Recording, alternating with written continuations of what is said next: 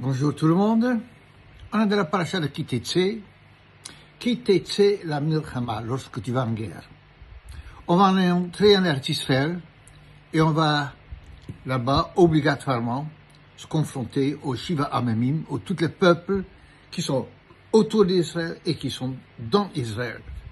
Alors la Torah donne certaines précisions. Elle dit que Lo yavo Amoni ou Moavi bikal Hashem. Gam dorashri, Lo yavo lehem bikal Hashem adolam. Les Ammonites et les Moabites, ils ne peuvent pas venir bikal dans l'assemblée d'Hachem. De quoi s'agit-il? Est-ce qu'ils peuvent devenir juifs? Tout à fait. Un Ammoni et un Moabite, ils peuvent se convertir au judaïsme. Mais même convertis, ils peuvent toujours pas épouser un juif. Ils peuvent épouser entre eux, tandis que les Édumiens, tout de suite après, c'est marqué que la troisième génération la quatrième génération, ils peuvent venir dans l'assemblée s'ils sont convertis, pas pendant 3 générations, mais la 4e génération. Alors pourquoi? Alors la Torah va dire pourquoi.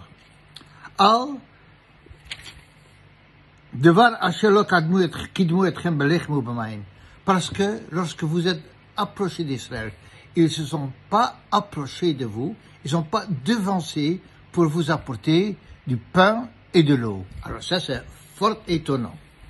Parce qu'ils n'ont pas amené du pain et de l'eau, alors, dans une conversion, ils ne peuvent pas se marier avec Juifs. Mais il ne s'agit pas d'un crime.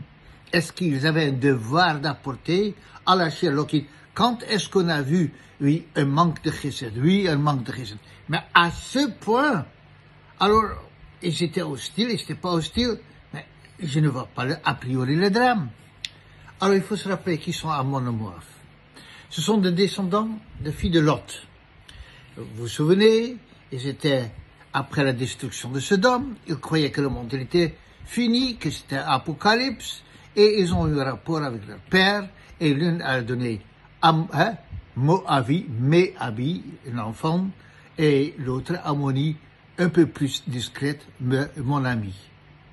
Alors, le Mefarshim les explique, il y a un midrash, qu'Hachem leur a fait des miracles. Est-ce que c'est bien ce qu'ils ont fait? Probablement pas trop bien. Mais ça venait quand même d'une bonté, d'une chesed excessif, dépassé, de ne pas laisser le monde disparaître, de laisser le monde périr. Ce serait la fin de l'humanité. Dans le fond, c'était parce que le chesed était dans leur gène.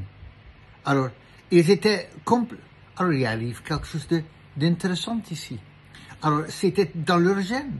Lorsque Ammon et Moab, ils n'amènent pas de l'eau et du pain, alors, mais c'est sur leur réaction naturelle. C'est qu'ils ont lutté contre le bien, une sorte d'avoda inversé. Ils ont lutté. Et lorsqu'on lutte contre le bien qui est en soi, ça c'est une perversité tellement que la Torah dit, pour eux, il n'y a pas de place dans le cas Hashem. Parce que la Torah, c'est avoda. Mais si on fait avoda inversé, alors de faire anéantir le bien qu'on est dans le fond naturellement. Alors je vais juste ouvrir une petite parenthèse. On dit toujours que le peuple allemand, ils sont pervertis. Je me pose la question, quelle sont les perversions? Est-ce que parce qu'ils sont pervertis en soi, ou peut-être c'est pire? Parce que lorsqu'on prend toute la littérature allemande, la musique, la culture, on a l'impression que c'est un peuple très généreux. Et peut-être, le peuple est généreux dans leur ADN, dans leur génétique. Mais il y a quelque chose de perverti, c'est de lutter contre le bien qui est en soi pour faire une idéologie du contraire. Ça, c'est la pire des choses qui puissent exister. Et voilà, c'est le passage qu'on a étudié maintenant ensemble. Je vous souhaite à vous tous et toutes une excellente Shabbat et à la semaine prochaine.